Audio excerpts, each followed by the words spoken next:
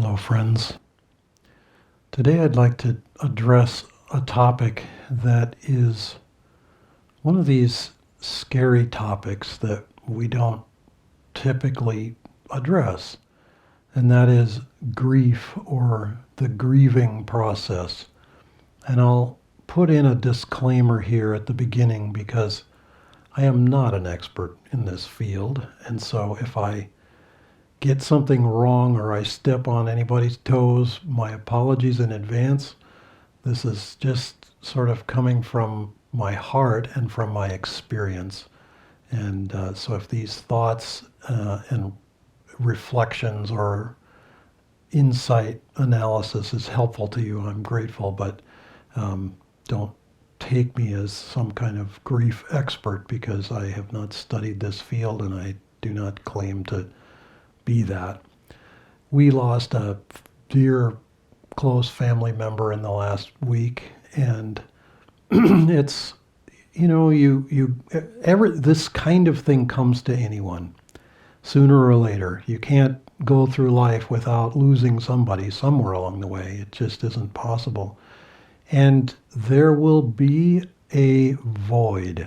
There will be an empty spot where that person, their presence in your life used to be. And I'm struck by how, it's almost as if, I don't know if this ever happened to you as a teenager or as a school kid at any rate, whatever age I was. Sometimes kids would do this, especially getting on into our middle school and junior high and high school. Friends would often be kind of clustering together physically, not socially distancing because we didn't have to do such things back then. But, we'd be leaning on each other. We'd have our arms draped around each other or whatever. And sometimes we would be in a position like that, and then somebody would just sort of move sideways and leave, and you would realize that you were leaning on them and you were, sort of scrambling to not tip over. And it's like that happens with the people in our lives, even people who may live thousands of miles away, who we may not even communicate with very regularly. Somehow there's this sense of connectedness, and if they are suddenly gone from our lives, from our view, from our energetic reality, we feel that loss keenly. I remember the one, as far as I know, the one and only time that my dad lost his job happened when I was just fresh at Ananda, and I was still 19 years old, very, I thought I was ancient for my age, but I was 19 years old with all the wisdom and idiocy that comes with youth. And, but I remember this feeling because briefly for a few weeks he was in between jobs. It really was only about that long, I think. But I remember this sort of sudden uncentered feeling inside. It was like I somehow, even though I was not depending on him for income or any other outward support, nevertheless, he was my dad, and I just, and then he got, his career went right back on track again. He had tremendous momentum and magnetism for that kind of thing. So, it was not a big deal, but I'd still, even after all these years, I still remember this feeling of, oh my goodness, something just challenged my sense of inner stability, my inner sense of balance and reckoning. And, I noticed it and I still remember it. So I want to just propose 3 or 4 little suggestions because, in these months, nearly 200,000 people as of this date, it'll shortly go over that, have passed away from this coronavirus. Thousands and thousands of people die every year anyway, irrespective of pandemics. And in any case, many lives have been changed. There are fires raging up and down the west coast of America. The air quality is terrible. We can't be outside really very much right now in these days. I mean, at some point, this is all going to straighten out again, and probably most people will blissfully forget about it. But we have to learn how to create better balance in this world. But anyway, suggestions for people whose lives have been turned upside down and who are feeling that sense of loss.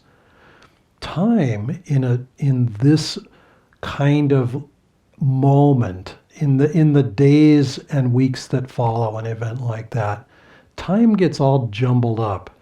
And what will happen is we may be busy for a while. We may sort of mentally lose touch with the fact that there's been a loss in the family, in our energetic, how we expect life to be.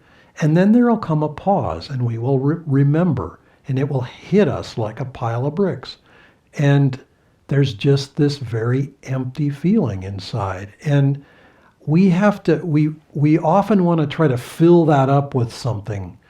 And the only suggestion that I have for that, and I have verified this to be helpful myself, is that if it's possible for you to fill your short-term memory with something else, and one way to do this is by traveling, which isn't real easily done in these days necessarily. I mean, we have to figure out how to do that safely.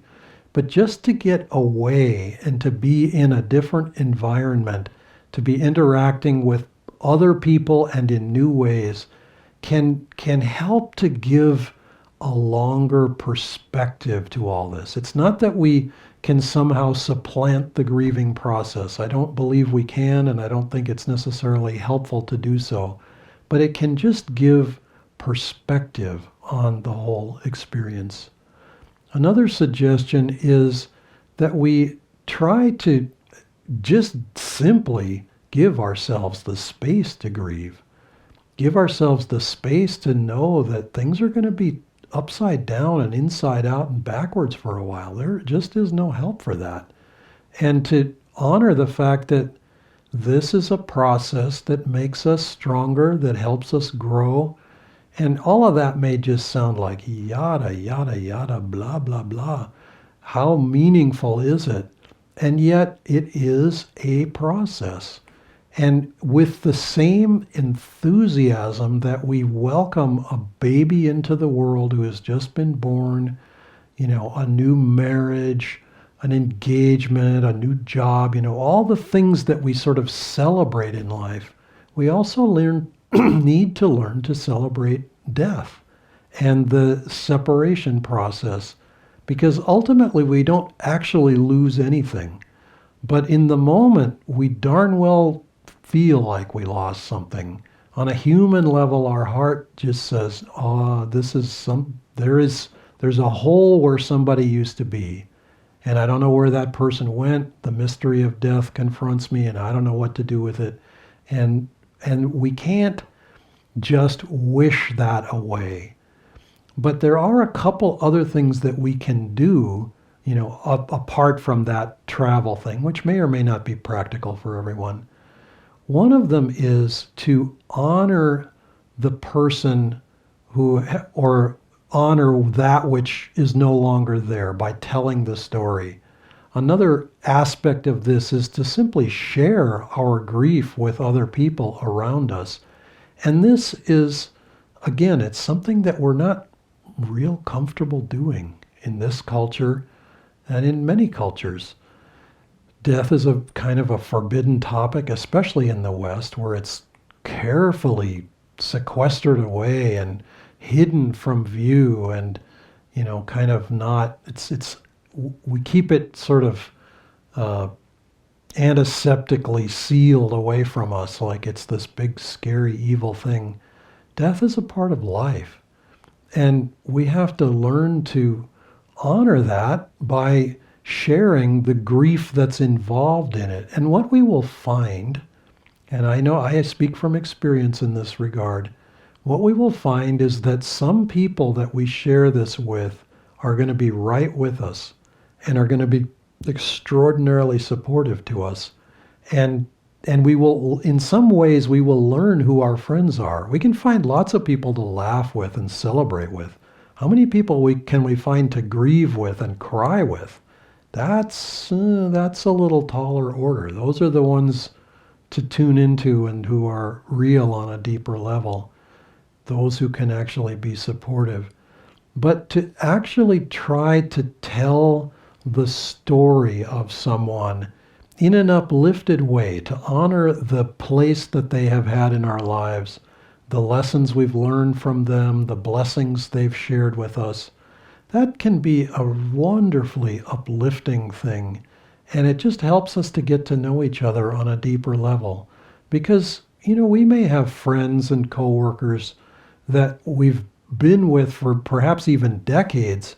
And yet when it comes to the family that we grew up with, they may know very little, especially if we live on the other side of the country or the other side of the world from those people.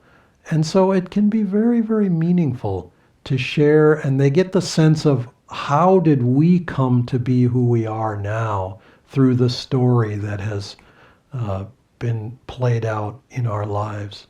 So those are just a few little suggestions. Again, speaking just from experience, not from book study, but knowing that God and the Masters are not trying to torture us with grief.